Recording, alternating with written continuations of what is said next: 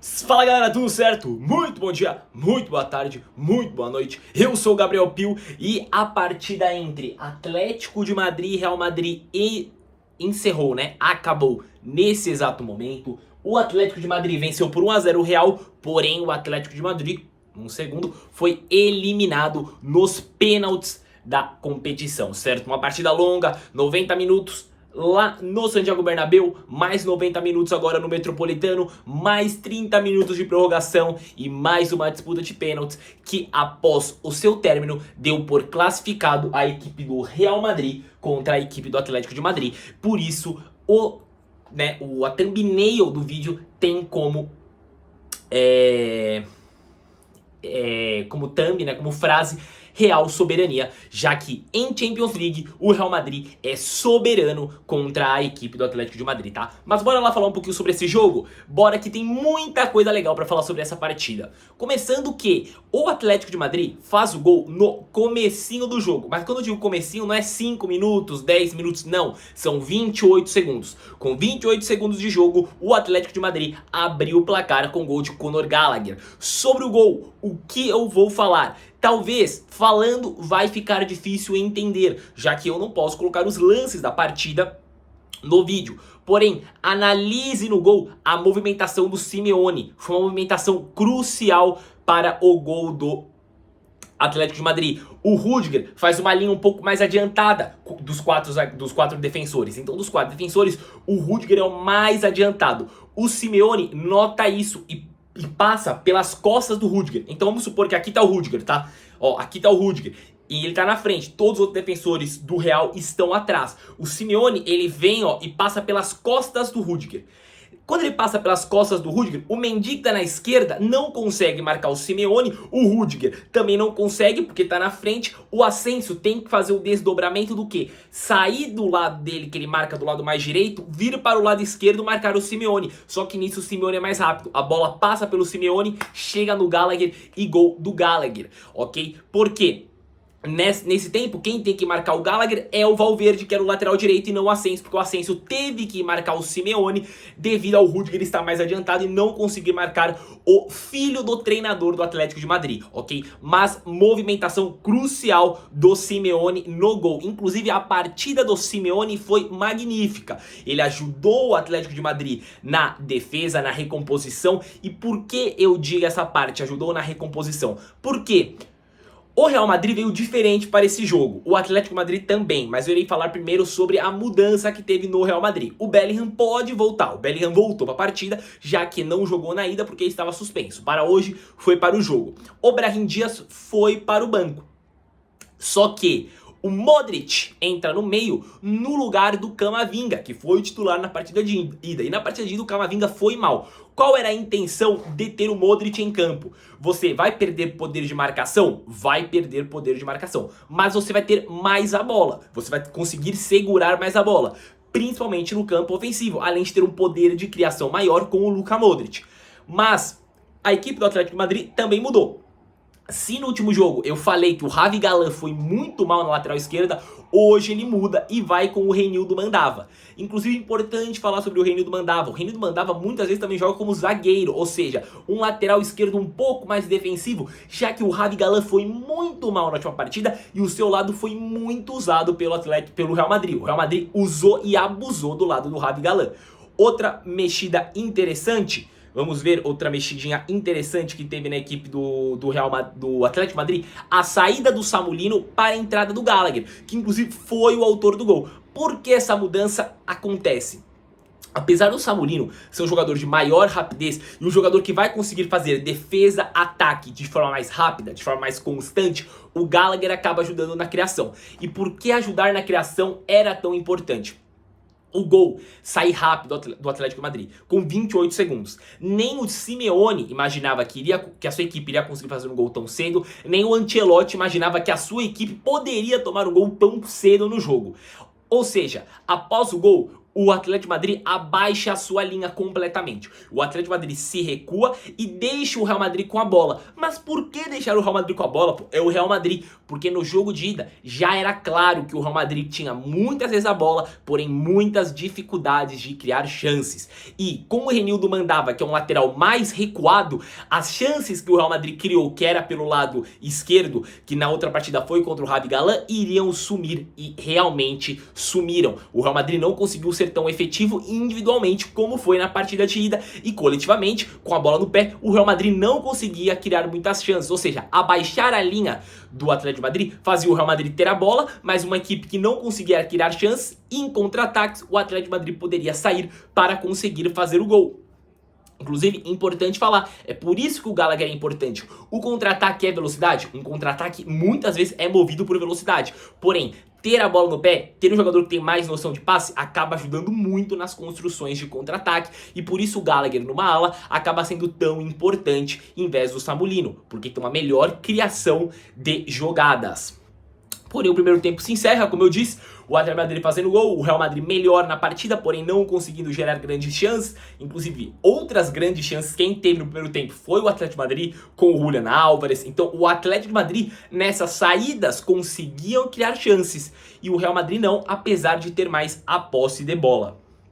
No segundo tempo, o Atlético de Madrid volta um pouquinho melhor, mas o Real Madrid continua tendo mais a posse, o Atlético de Madrid um pouco mais recuado, um pouco mais acuado, deixando o campo para o Real Madrid, já que, como eu disse, a equipe do Real tem dificuldades em criar jogadas, e aí acaba acontecendo as primeiras substituições. A saída do Tchouaméni e a entrada do Camavinga, inclusive nesse ponto é importante falar, entrada muito boa do Camavinga. O Camavinga defensivamente foi um primor, inclusive na prorrogação. Entradaça do Camavinga, que no jogo de ida, como eu disse, tinha jogado mal, não tinha ido bem na partida. E o Modric saindo para entrar o Lucas Vázquez. Mas aí você fala, mas sai o Modric entre o Vázquez? É, aí o que acontece? O Valverde sai da direita, vai para o meio, e o Lucas Vázquez entra como lateral direito. Inclusive, o Lucas Vázquez, na minha visão, entrou mal, perdeu um pênalti, poderia ter sido um dos culpados de uma possível eliminação do Real Madrid, porém essa eliminação não aconteceu. E aí acontece o pênalti do Real Madrid. E se eu falei que a ideia do Atlético de Madrid no jogo era os contra-ataques, por isso que o Simeone acuou completamente seu time, a jogada do pênalti do Real Madrid vem de um contra-ataque da equipe madrilenha após uma das saídas, após uma das jogadas ofensivas criadas pelo Atlético de Madrid.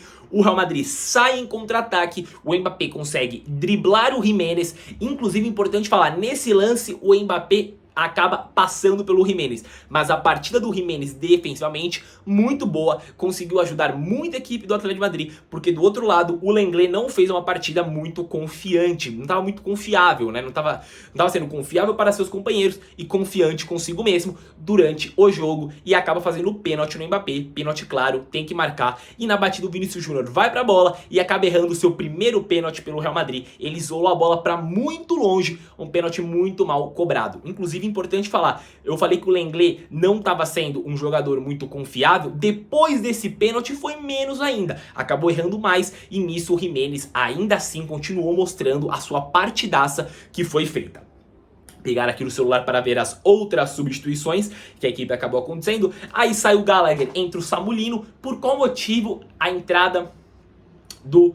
Aliás, aí depois sai o Rodrigo entre o Brahim Dias. Nisso é importante falar, o Rodrigo para mim era um dos jogadores, né, mais móveis da equipe do Real Madrid. O Brahim Dias entra e também é um jogador muito móvel, é um jogador que entra com muita gana, com muita raça, porque muitas vezes parecia que o Real Madrid estava esgotado no segundo tempo. E o Brahim Dias, como já foi dito, na partida de ida foi o melhor jogador do jogo. Depois sai o Mendy, entra o Fran Garcia. Por qual motivo? Mendy não aguentou, mas estava muito cansado, sentiu a coxa, teve que sair, entrou o Garcia. Só que Mendy, para mim, mal no jogo. Por quê? Além dos contra-ataques, quando o Atlético de Madrid conseguia ter chances, era sempre pelo lado esquerdo. O lado esquerdo do do Real Madrid não se encaixava defensivamente. O Mendy mal no jogo, tinha um buraco entre ele e o Rudiger, que muitas vezes o Simeone conseguia passar por lá. Ou seja, a partida do Mendy, na minha visão, foi ruim. O jogador teve que sair devido a dores na coxa, né? Uma possível lesão. O Gallagher sai, entra o Samulino. Por qual motivo a saída do Gallagher e a entrada do Samulino? Para manter mais velocidade e para ter mais poder de ataque nos contra-ataques e recuo na hora da defesa em maior velocidade. O Gallagher cansado e o Samulino sangue novo. Inclusive o Samulino entra bem, consegue recuperar bolas, consegue gerar chances, consegue iniciar jogadas. Boa entrada do Samulino. O Simeone sai entre o Correa, talvez pelo mesmo motivo. O Correa é um jogador mais ofensivo? É um jogador mais ofensivo. O Simeone ajuda mais na marcação? Ajuda mais na marcação. Só que a função que o Simeone faz, principalmente nesse jogo, cansa muito. Ele atacou demais, ele defendeu demais, acaba cansando e é muito ruim você ter um ala, um ponta, um jogador jogar pelo lado do campo, cansado. Sendo assim, sai o Simeone, entra o Correa. Outra mexida que acontece é a saída do Griezmann, que não fez um bom jogo, e a entrada do Sorloth, porque o Sorloth entra no lugar do Griezmann. Você ter um jogador de área é muito comum no futebol, quando você vai para últimos minutos, sair um gol de cabeça daquele atacante grandalhão. E o Sorloth poderia sim, iria ser uma ameaça maior, já que o Real Madrid teria que mudar o seu pensamento de se defender.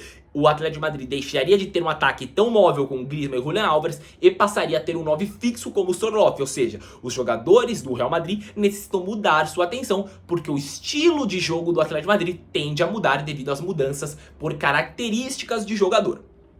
O Depou sai, entra o Molina, Depou sai cansado, o Molina entra. Sai também o Lenglet, que estava mal no jogo, já amarelado no começo da prorrogação para entrar o Lenormand. E o Mandava também sai porque não aguenta mais seguir em jogo e entra o Azpilicueta. Mas na prorrogação não deu muito para ver coisas. Na prorrogação quem teve mais a bola foi o Real Madrid. Na prorrogação quem tentou ter as chances foi o Real Madrid. E o Atlético de Madrid apenas se acuava buscando um contra-ataque. Contra-ataque esse que não veio. Então a partida foi para os pênaltis. Antes dos pênaltis ainda sai o Vinícius Júnior e entra o Endrick. Por quê? Eu creio que foi igual o VSR falou na transmissão. Por qual motivo a saída do Vinícius Júnior para a entrada do Endrick? Porque o Vinícius Júnior não fez um bom segundo tempo, principalmente depois do pênalti perdido, perdeu a confiança e com certeza se o jogo vai para os pênaltis, ele teria que bater algum pênalti ou poderia bater e fazer, ou poderia bater e errar, mas pela confiança dele depois do pênalti perdido, a tendência era nem ele bater um pênalti. E a melhor forma de minar ele de não bater um pênalti é acabar substituindo ele, por isso a saída dele para a entrada do Endrick. E nos pênaltis deu Real Madrid. De um lado, o Atlético de Madrid perdeu 2 pênaltis, uma batida de pênalti do Julián Álvares com 2 toques claro, 2 toques visível, ele chuta, escorrega, a bola acaba batendo nos 2 pés e o pênalti após ter sido feito é anulado pelo VAR. Aí o Real Madrid perde um pênalti com o Lucas Vázquez, batida horrorosa do Lucas Vázquez, bateu mal, bateu aquela batida, como disse o André Reni e o VSR na transmissão, se o goleiro pula no lado, defende, e acabou acontecendo isso. E depois, quando o Atlético de Madrid tinha a chance de empatar e botar fogo nesses pênaltis, o Llorente tenta bater no alto, só que bater no alto é ruim, porque você pode acabar acertando o travessão ou jogando para fora. No caso dele, acertou o travessão. E aí, o Atlético de Madrid sai na desvantagem. E no último pênalti, o Rudiger consegue fazer numa batida onde o Oblak quase pega, ok? Sendo assim, o Real Madrid elimina o Atlético de Madrid jogando fora de casa, uma partida onde o Real Madrid teve mais a bola, porém o Real Madrid não conseguiu criar chances e as melhores chances do jogo acabaram sendo do Atlético de Madrid, porém quando conseguiu criar, o Oblak foi um verdadeiro... O Courtois foi um verdadeiro paredão, certo? Essa é a minha conversa e minha análise sobre Atlético de Madrid 1, Real Madrid 0, Real Madrid classificado para as quartas, o Atlético de Madrid se despede da Champions e como tá na thumb do vídeo, é uma real soberania, porque o Atlético de Madrid sempre é eliminado nas Champions para a equipe do Real, certo? Esse foi o vídeo de hoje sobre Atlético de Madrid 1, Real Madrid 0, apesar da reeliminação do Atlético de Madrid, mesmo com a vitória, certo? Se você está no YouTube, deixa aquele joinha, o comentário e o compartilhamento. No TikTok, faça o comentário, deixe seu compartilhamento e o joinha da plataforma é o coraçãozinho, certo? Muito obrigado, esse vídeo vai sair hoje à noite ainda, na noite de quarta-feira, tô gravando e vai sair o vídeo, porque quinta de manhã já tem que sair vídeo sobre a partida partida entre Corinthians e Barcelona de Guayaquil, certo? Então, eu já vou encerrando por aqui porque eu tenho que já fazer a publicação do vídeo. Muito obrigado pra você que assistiu até aqui, um abraço e até a próxima!